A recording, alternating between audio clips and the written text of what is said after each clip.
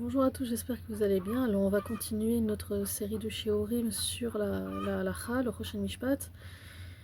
Je vous rappelle encore une fois qu'il est très important à mes yeux de connaître justement ces halakhot. Pourquoi? Parce que c'est important en tant que juif que nous tous, tout le monde, sachiez comment se comporter devant un beddin et dans les affaires en tant que juif et quelles sont les lois qui nous régissent. D'accord? Je vous rappelle que nous n'avons pas le droit de se faire juger dans un tribunal goy, sauf cas exceptionnel que nous allons voir par la suite, mais que nous devons impérativement connaître notre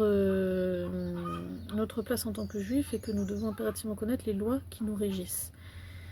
Je m'adresse encore une fois à des sœurs agounotes, mais je sais qu'il y a aussi des femmes indépendantes, des femmes d'affaires qui me regardent, donc c'est pas impossible que vous puissiez vous associer un jour avec quelqu'un et que vous ayez besoin peut-être un jour, ceci dit je ne vous le souhaite pas, mais que peut-être vous ayez besoin un jour de trancher un contentieux en halakha par rapport à vos affaires, peut-être que vous aurez besoin de faire une pshara, on verra. Toujours est-il que aujourd'hui on va s'intéresser au Seif Bet qui est très court, je vous rassure, et on va s'intéresser à comment en fait on invite quelqu'un au dîn. Parce que c'est pas comme ça en fait. C'est pas en fait tu reçois juste un grtave, tu reçois en fait une lettre d'un huissier ou une lettre d'avocat. Il faut en fait que le shaliach beddin il vienne jusqu'à toi et qu'il en fait t'invite selon un protocole bien précis. D'accord? On passe la Gemara, on va voir directement le Rambam. Rambam shaliach she'amar ploni shalcheni b'shem echad madayanim. Donc en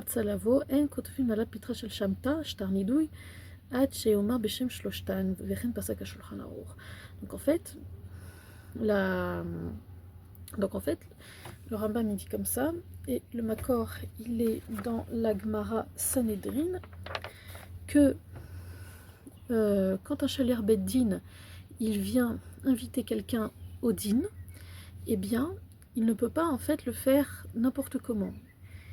Il ne peut pas dire le beddin t'invite ou alors tu es convoqué au beddin tel jour, telle heure, comme ça.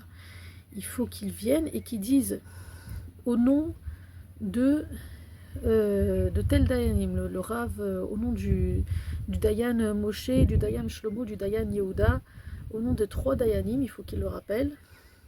Tu es convoqué tel jour, à telle heure, dans tel endroit, pour les dayan, pour faire un diyun, pour qu'on puisse trancher ton cas. Donc en fait, quand le shaliach beddin, ce qu'on va appeler un peu vulgairement comme si c'était une lettre d'un huissier, comme si c'était l'huissier du beddin, eh bien, il vient t'inviter au din, il faut qu'il rappelle les 3 dayanim qui t'invitent, sinon ça ne marche pas. S'il a rappelé seulement un, en fait, dans le makor de la halakha, dans le gros, bien qu'on va voir des cas particuliers, mais dans le gros du gros, s'il n'a rappelé qu'un seul dayan ou qu'il a rappelé personne, eh bien c'est comme s'il ne t'avait pas invité. Et dans ce cas-là, on ne peut pas t'obliger à venir au din et on ne peut pas écrire un shtar nidoui, c'est-à-dire une pitra shel shamta, comme c'est dit en araméen. Vechen pasaka shulchan aruch. Donc on récapitule, quand un shaliach beddin vient t'inviter au din, il faut qu'il t'invite 3 fois. D'accord? On a vu en tout cas la dernière fois que quand quelqu'un ne venait pas au din, il était mis en nidouille. Donc, messieurs, dames, quand en fait vous devez faire un dioun avec quelqu'un et qu'il ne vient pas, sachez que c'est positif pour vous. Parce que c'est bisayon à beddin et il faut en tout cas à tout prix faire en sorte que le beddin puisse vous refaire un rendez-vous au plus vite et qu'il n'y ait pas à attendre plusieurs mois. Parce qu'en général, des fois, ils font exprès d'attendre plusieurs mois dans l'espoir qu'il y ait en fait un eskem shalom qui s'écrive entre vous, ou que vous reveniez sur vos décisions. Mais en tout cas, si quelqu'un ne vient pas au dîme, c'est très très très positif pour la partie adverse. C'est-à-dire que le beddin arabani, je précise, aura en tout cas le pouvoir, sous prétexte qu'il n'est pas venu au din et qu'il a fait un bizan beddin, de le mettre en nidouille, c'est-à-dire il aura en tout cas le pouvoir de fermer son compte en banque, de lui retirer son permis de conduire, etc., etc., etc. Toutes les procédures qu'on peut faire, surtout dans le cas où un homme ne veut pas donner le guet à sa femme. Il y a deux sortes de bet din, je vous rappelle. Il y a le bet adin arabani et il y a le bet din prati, d'accord, le bet din privé. Le bet din arabani, lui, s'occupe des affaires entre l'homme et la femme, et le bet din privé s'occupe des affaires entre l'homme et son prochain. Par ailleurs, si quelqu'un est invité au din dans un bet din privé et qu'il ne vient pas au bout de 3 fois, alors la takana qui a été faite aujourd'hui, c'est que le bet din écrit un mirtav d'autorisation à traîner en justice la partie adverse au bet amishpat. Normalement, on n'a pas le droit de traîner quelqu'un directement au bet amishpat, mais s'il ne vient pas au din, alors on a une autorisation, parce qu'aujourd'hui le bet din prati n'a pas vraiment autant de pouvoir que le bet adin arabani pour faire en nidouille quelqu'un. Alors, on continue dans l'étude, le sma à la chom chez en kotvim alav pitra shtar eno medouyak ki aemet hi shelo rak shelo kotvim alav shtar nidouy et la gam lo menadin oto. Donc en fait, il dit comme ça. C'est pas exact que non seulement on n'écrit pas une pitra shel shamta, c'est-à-dire qu'on n'écrit pas le shtar nidouy, mais qu'on le met tout simplement même pas en nidouille, en fait. Parce que je vous rappelle, il y a deux manières de mettre quelqu'un en nidouille. On le met par la parole, ou alors on écrit carrément un shtar. Le shtar, en fait, la pitra shel shamta, c'est beaucoup plus fort que la parole.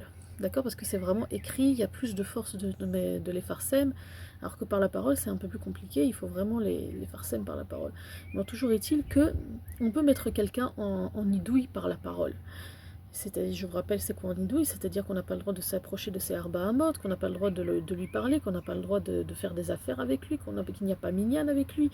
Il y a énormément de restrictions qui sont faites face à quelqu'un, pour quelqu'un qui est victime d'un nidouille. Enfin, victime, quelque part, s'il est en nidouille, c'est qu'il a bien cherché. Donc le sma, il dit, c'est pas seulement qu'on n'écrit pas le shtar, mais qu'on ne le met même pas de toute façon en nidouille. Kivan chez Achaliyar, lo izmin beshem kol adayanim, parce que du fait que le chaliar, il n'a pas invité comme il se devait, en rappelant tous les noms de tous les dayanim. Rak im yesh מחלוקת שהשליח אומר שהזמין על שם שלושת הדיינים, הנתבע כופר, אז מנדין את הנתבע, אבל אין כותבים עליו נידוי כמו שנתבהר לעיל. Donc en fait, c'est seulement si... Donc en fait, on ne peut pas le mettre en nidouille tout simplement. Par contre, si le chaliar beddin il dit non, c'est pas vrai, je l'ai invité en fonction du protocole habituel, c'est-à-dire j'ai rappelé le nom des 3 dayanim, et le chaliar, le nidba, celui qu'on poursuit, donc l'accusé, il va à l'encontre de ses dires, alors qui est Neheman dans cette histoire?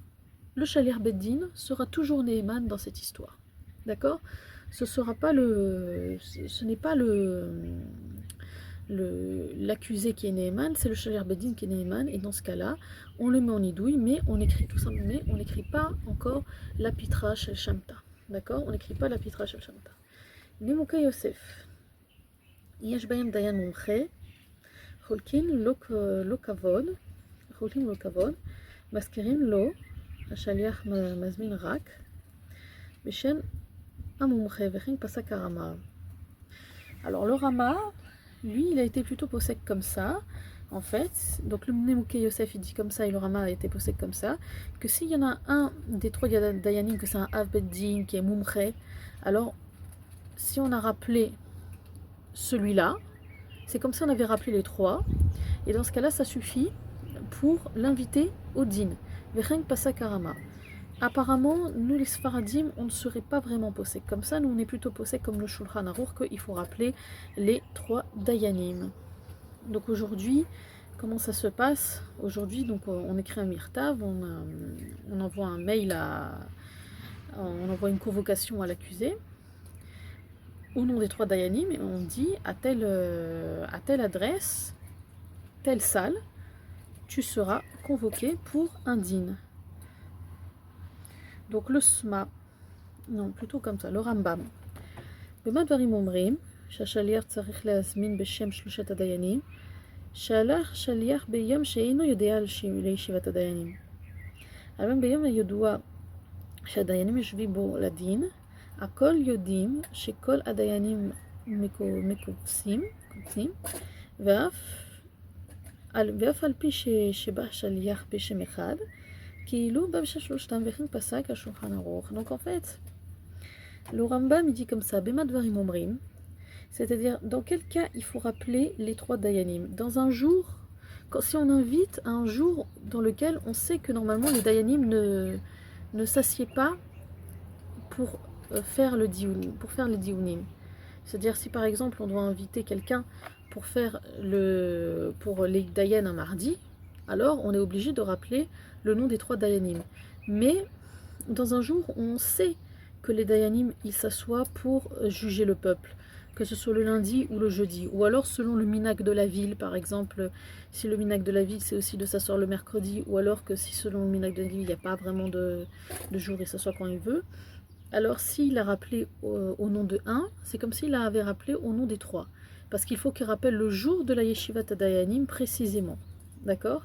Bien évidemment, pour être sûr, ce sera mieux de rappeler au nom des 3, et de rappeler le jour aussi de la yeshiva dayanim, mais si on a rappelé seulement 1 plus le jour de la yeshiva dayanim, alors plus le jour en fait où on est sûr, comme le lundi, le jeudi où les dayanim s'assoient pour juger, alors dans ce cas-là ça marche aussi et l'invitation est faite. Sma ksheyesh diyun mumche, ksheyesh dayan mumche, mazminim beshmo levad.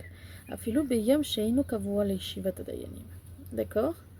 Donc le SMA, lui, il dirait plutôt que il faut, s'il y a un Dayan Mumche, alors on ne rappelle que le Dayan Mumche, donc même deux fois de préférence le Havbeddin, et c'est comme si, et ça suffit pour inviter au din. Donc au nom de ce Dayan là, que c'est un Dayan Mumche, le Beddin t'invite pour le dioun tel jour à telle heure. Beyom kavua le dioun, af she'en mumche benayem, maspik le'esker beshem echad badayanim. Donc en fait on récapitule, selon le SMA lui il aurait dit plutôt dans un jour en fait où c'est un lundi ou un jeudi, donc c'est un jour kavua pour la yeshivat dayanim. Le SMA lui il dirait plutôt comme ça, dans un jour en fait où il n'y a pas en fait de yeshivat dayanim, eh bien on rappelle seulement le dayan mumche. Dans un jour où il y a une yeshivat dayanim, même s'il n'y a pas de dayan mumche dans le beddin, alors ça suffit de rappeler seulement 1, et c'est comme s'il avait rappelé les 3 parce qu'il rappelle en fait, parce qu'il rappelle le jour de la yeshivat dayanim. Sifte Kohen, Mikol Makom, Tarech Shadayan המוזכר יהיה שווה לשאר הדיינים. אבל אם הזכיר את הפחות שבכל לא מועיל. Le Sifte Kohen, il dit de toute façon, de toutes les façons, il dit plutôt comme ça, que ce soit un jour de Yeshivat Dayanim ou un jour de pas Yeshivat Dayanim, il faut que le Dayan, en fait, qu'on rappelle, soit supérieur aux autres, d'accord? Il soit supérieur aux autres, qu'il soit plus important que les autres. Sinon, s'il a rappelé l'un des Dayanim qui est moins que les autres, alors l'invitation n'est pas faite selon le protocole nécessaire. Donc on récapitule. Si quelqu'un vous invite au din, il faut qu'il rappelle le nom des 3 Dayanim. Si en tout cas il vous invite au din au nom un jour où on n'est pas sûr en fait que c'est vraiment le jour de la Yeshivat Dayanim, alors il faut qu'il rappelle les trois. Si il vous invite le jour de la Yeshivat Dayanim, c'est-à-dire un lundi ou un jeudi, alors dans ce cas-là, c'est maspik de rappeler seulement le nom de un. De toute façon, il faut que le nom de la personne qui soit rappelée soit supérieur aux autres, d'accord? Il faut que ce soit un dayan qui soit reconnu comme supérieur aux autres, et non pas un dayan qui soit moins que les autres. Donc, le jour, en fait, de la Yeshivat Dayanim rappelle les trois, et normalement, le dayan supérieur rappelle aussi les trois, d'accord? Rappelle aussi les trois. Mais de toute façon, pour être sûr à 100% que l'invitation ait été correcte, il faut que l'invitation soit faite au nom des trois dayanim. Je vous souhaite une bonne journée.